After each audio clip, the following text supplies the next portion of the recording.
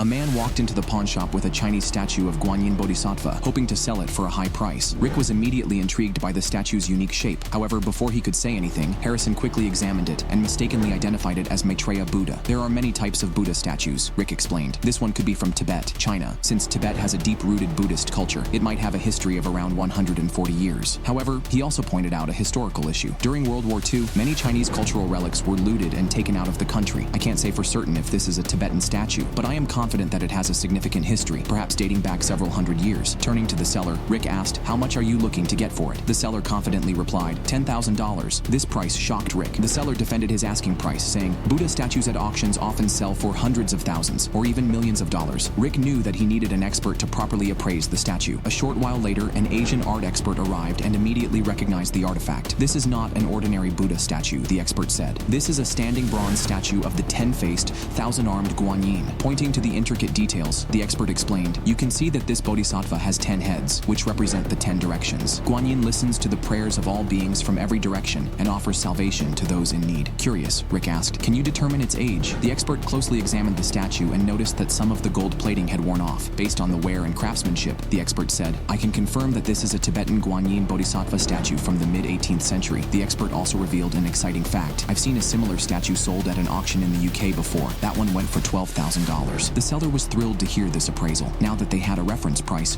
Rick asked, "Would you like to make a new offer?" The seller stood firm. "I still want $10,000. Rick, not one to overpay, made a counteroffer of $6,000. The seller wasn't satisfied with that price. After some negotiation, Rick increased his offer to $7,500 and said, "That's my final offer." The seller thought for a moment, then agreed to the deal.